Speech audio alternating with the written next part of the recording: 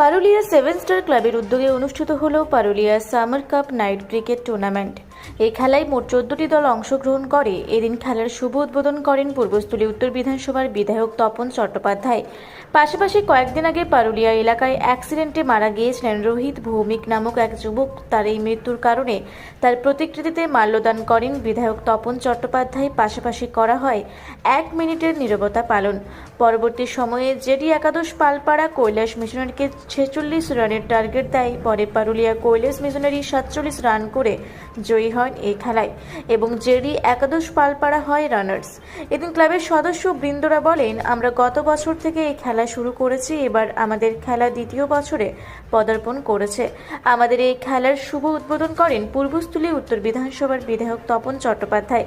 পাশাপাশি উপস্থিত ছিলেন পূর্বস্থলী উত্তর বিধানসভার প্রাক্তন বিধায়ক প্রদীপ কুমার সাহা সহ বিশিষ্টজনেরা।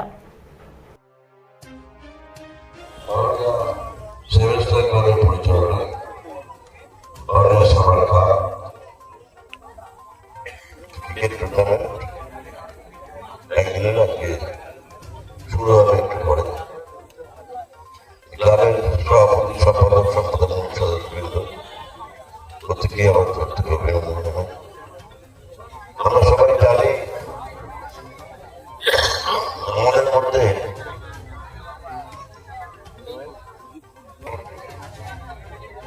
যে অ্যাক্সিডেন্টে মারা গেছে একটা দুর্ভাগ্যজনক ঘটনা, তার আত্মার শান্তি কামনার জন্য আমরা একই নিরাপত্তা পালন করেছি। খেলাধুলা আমরা পছন্দ করি, একসময় খেলতাম, ভালো লাগে। তাই আমি বলবো সময় নষ্ট না করে অনেকগুলি খেলা চলবে, তাই তো সারা রাত খেলা চলবে, 16টি খেলা, 6 মাস 7 রাত খেলা, 5 ওভার করে। তাই ছোট মাঠ ওপর দিয়ে গেলে আউট, সব নিজ দিয়ে মারতে হবে, এটা আমার নিতে হবে। আমরা মনে করতাম বড় মাঠে খেলতাম, এখন সব ছোট মাঠ, ফুটবল খেলা লাগে ছোট মাঠ, ক্রিকেট খেলা ছোট মাঠ। তাই আমি প্রত্যেকের কাছে অনুরোধ করবো, আমরা খেলা দেখবেন এবং খেলা দেখে উন্মুক্ত হবে।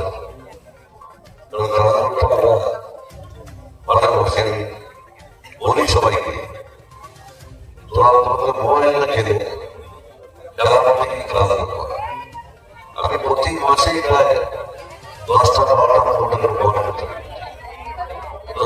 খেলা। পূর্বস্থলী থেকে প্রতিনিধি অত্র চক্রবর্তীর রিপোর্ট, রূপসী বাংলা মিডিয়া।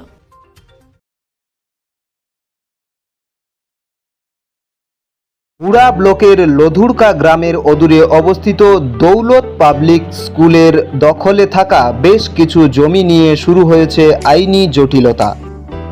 1197 দাগের যে বেলাবহল মৌজা এবং 2239 দাগের যে লধুরকা মৌজা, এই দুটো জমি আপনারা প্লিজ কেউ কিনবেন না, কারণ আপনারা বিপদে পড়তে পারেন, আইনি একটা লড়াইতে পড়ে যেতে পারেন।